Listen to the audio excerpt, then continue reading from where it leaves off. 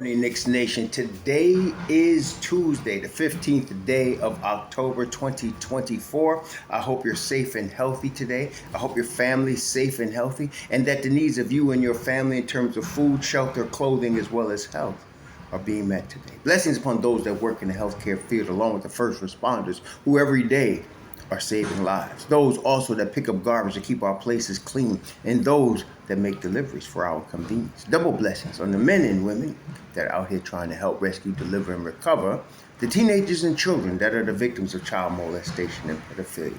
People that are also victims of prostitution and child prostitution, pornography, child pornography, human trafficking, and sex slavery. Double curses on the perpetrators of these things. Double curses on those who actually profit from these things. And double curses on the perverts that create the demand for these heinous industries. Finally, double blessings on the homeless. There are more than 600,000 men, women, children, families, veterans, senior citizens homeless in the United States of America, and millions around the world in similar or worse conditions. Blessings upon them, for theirs is the kingdom.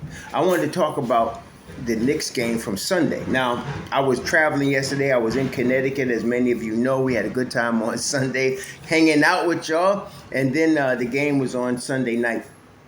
And I wanted to go over because there were some very interesting things. Number one, it was a preseason game, so it does not count, right?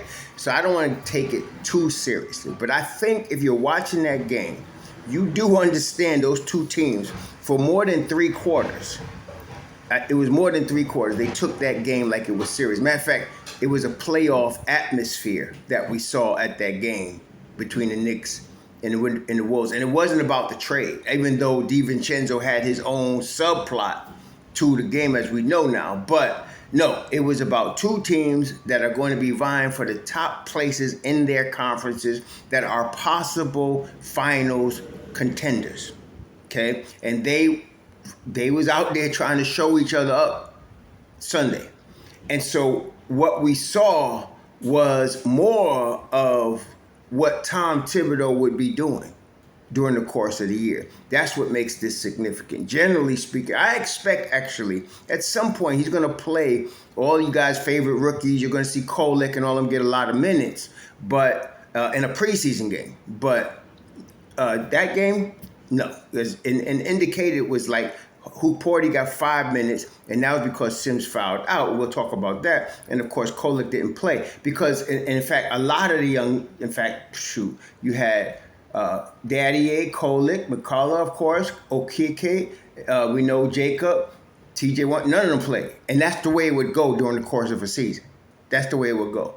Now, it was a playoff atmosphere, as I mentioned, and you saw the substitutions that Tibbs would make in that scenario. It is obvious that Deuce McBride is going to play the role that DiVincenzo played last year. He's going to get a lot of those minutes. And I saw something, I had to watch it 3 times because I reviewed the game again yesterday, and I reviewed that section again this morning. What I'm talking about is the last 3 minutes and 16 seconds of the third quarter. The last 3 minutes and 16 seconds of the third quarter. What I saw was Brunson comes out, okay? Now you have the starting 5 in the game. Brunson comes out and Hart comes out. And you end up with Deuce and Shamet, with Bridges, Cat, and OG. Now, this is a lineup you're going to see, like you saw. You're going to see it like that. It was 3 minutes that they was together, okay? They ran on a 14-3 run. They got 4 stops in a row to close out the third quarter. And the thing about it, as I was watching that game, now, the Knicks did not shoot the ball well against Minnesota, but you have to credit Minnesota. Minnesota didn't shoot the ball well against the Knicks either. When you get 2 top defensive teams, which these 2 are going to be, you're not going to get great shooting. Okay, as a general rule, because the NBA game is such that the speed, power of the players are such that when you get a team playing high-level, NBA-level defense, it's going to be a tight game. The only reason they went over 100 is because you had a lot of garbage time at the end, but you're not going to see that. This is the type of game that would end up in the 90s, in a playoff situation. But in the 3 minutes, 16 seconds of the third quarter, Deuce McBride comes in for Brunson. So he takes over at point guard. Then Shamet comes in for Hart and takes over at the 2 guard. What makes this work is Shamet. Cat, Bridges, and OG, you know what they're going to bring, okay? And we know what Deuce going to bring. But Shamet's defense, and this is the thing, neither of them, like I said, Deuce nor Shamet shot the ball well when they came in.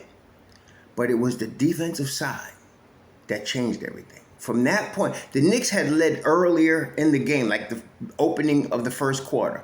And they hadn't led since then.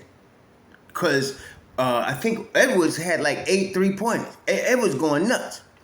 But with that, they took over the lead. And they kept it. And they ended up winning the game. But you're going to see more of that. See, Tibbs, I've noticed, he is using 3 guards at times. Payne, Shamet, and Deuce.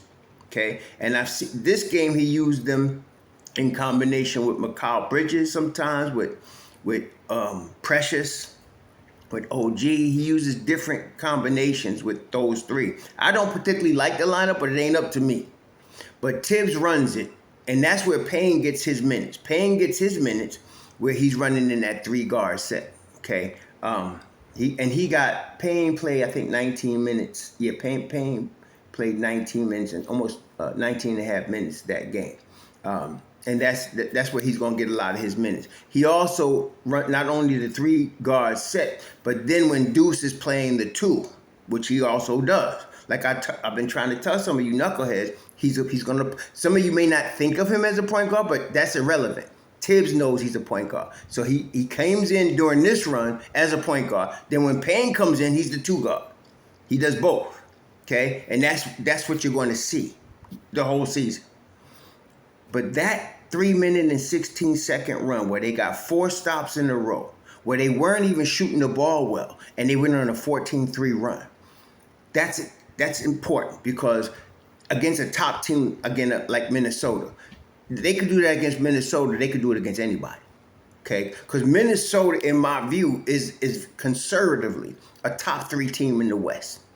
Top 3, okay? So you're talking about Oklahoma City, Minnesota, and Denver, in my view. You got a lot of good teams over there, but that's your top 3 teams. And so conservatively, you can put them anywhere in that top 3 mix. And last year, they were at the top of the West for much of the season. Okay, so they're going to be that way this year again. Now, the Knicks also, top 3 in the East. Okay, and what we saw there was what you can expect to see. I was excited to watch that defense. They got 2 stops in a row a couple of times, but then they locked in. And the last 4 Minnesota possessions were stops, including a block by Deuce on Dunningham. Dillingham, sorry. Rob Dillingham. This team is going to be everything we thought. Now, you can't run that 5 out there for too many minutes because you got 3 starters out there. And you don't want them, especially OG, right? You don't want him running like, how many minutes did OG play? OG played 28, almost 29 minutes, and that's exactly what you want. See, you don't want OG going over 30 minutes on a regular basis, and he did not. Josh Hart, we'll talk about him in a second, but Cat played 29, Mikal played 29, Brunson played 24, Deuce played 20, almost 24. Shamet played 22 and a half, almost 23, or 22 and a half. Payne played about 20, and then Precious played about 19 and a half. That's what you want. Now, with respect to Jericho Sims, he fouled out, and I seen some idiots. You must have like sophomores in high school on Twitter, because someone be putting some of the stupidest stuff up, trying to make like implications. So they put Jericho Sims fouling out as if it was, oh my God, like they trying to really imply he can't play. First off, the Deuce play where he blocks Dillingham's shot, that was an indication. There was a rumor, and they brought it out on the court in the cast of the game with Clyde and Mike. They brought out that this year there's certain physical play they're going to allow. Okay, so what Sims has got to do, which is what he's doing, is trying to find out how far can he go. In a game like this, that would be like a playoff atmosphere. How physical can you get? I think in a regular playoff game, they would let him get away with a few more of those fouls. But he played 12 and a half minutes. He had 7 boards, and he fouled out. That's all. This is where the preseason part comes in. You're just finding out how far can you go. See? So by the time you get to the regular season, Sims understands. And I've been telling you, Sims is going to play. See, if he didn't foul out, he'd have played 17 minutes. Hope Porty played 5 that he wouldn't have got. And that's going to be his role. Hope Porty's role the whole season. He's going to get them leftover minutes.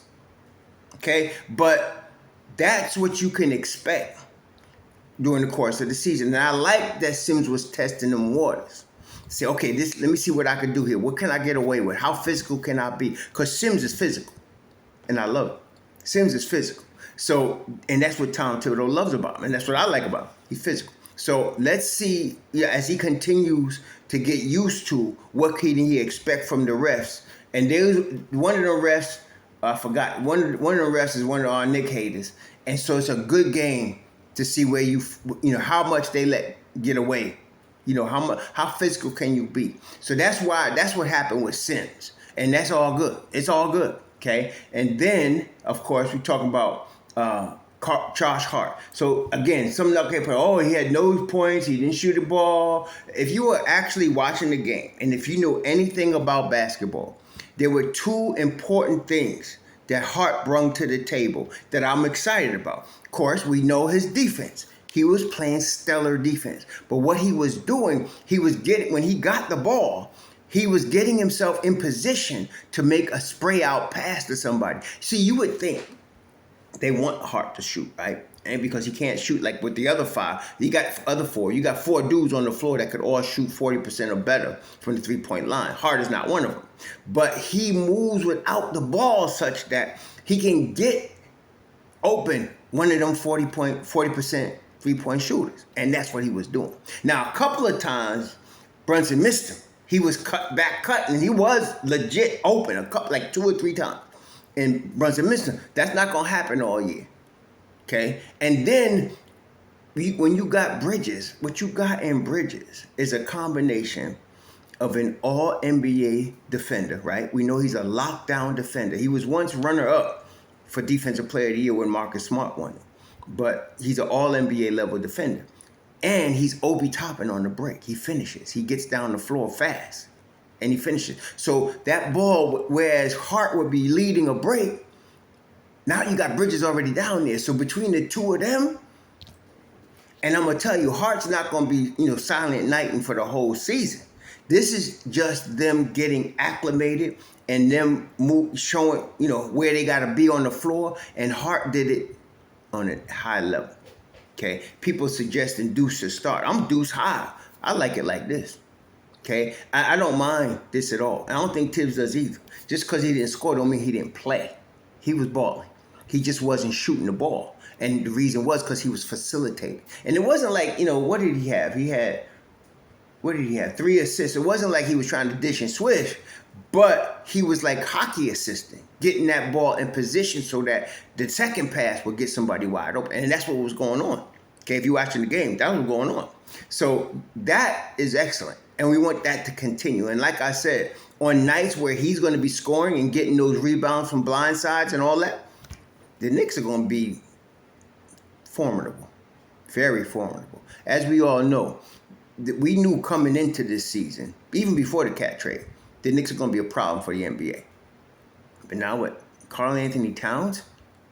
And Karl Anthony Towns has 16 boards, 4 in the offensive end. We just getting warmed up, y'all. We just getting warmed up. I'm telling you. And I love the minutes distribution, though. Nobody played more than 30 minutes.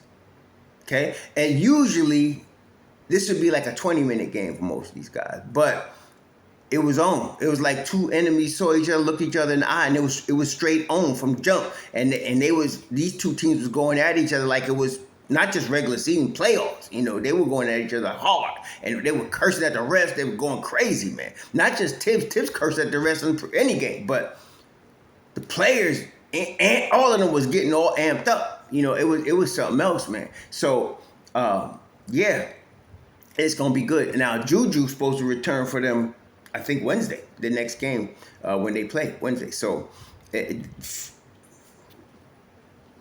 gonna be on. It's gonna be on. The Knicks play tonight. Who they play? They play tonight. Or is it tomorrow? No, they play tonight in Madison Square Garden against Charlotte. See, a game like tonight, I would really expect the starters to only play 15 minutes. I'd expect you to see your hoop parties, your Colex, your Daddy A's. I expect you to see them tonight against Charlotte. This is it's going to be a typical preseason game. And I wouldn't even mind if they lost the game. You ain't got to be undefeated in preseason. This is where you find out what you got. Against Minnesota, we just saw the Knicks are top 2, top 3 in the East. They could come out the East.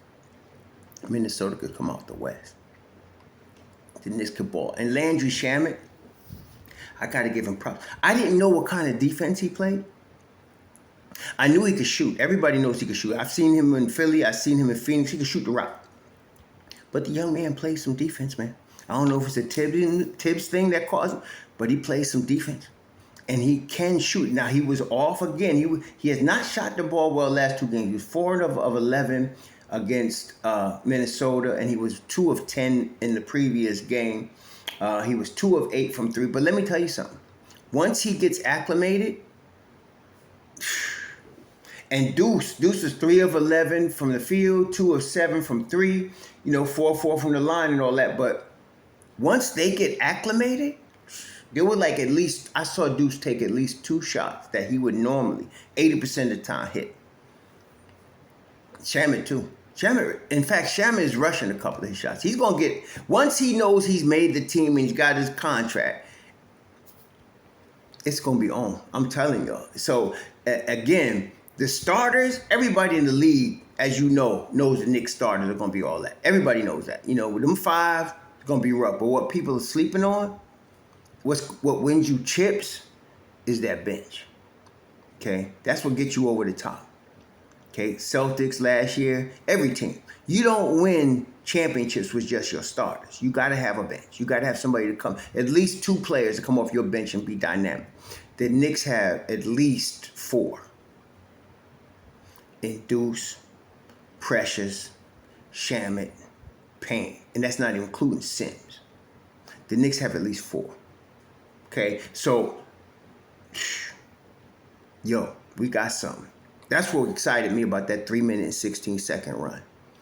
The bench pieces that came in. And you remember last year, we had a whole bunch of howls from all the platforms. The Knicks can't score when Brunson's out the game. Y'all remember that? The Knicks can't score when Brunson's out the game. We need bench scoring.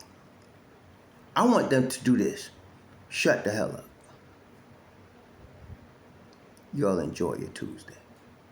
Enjoy the game tonight. Shalom.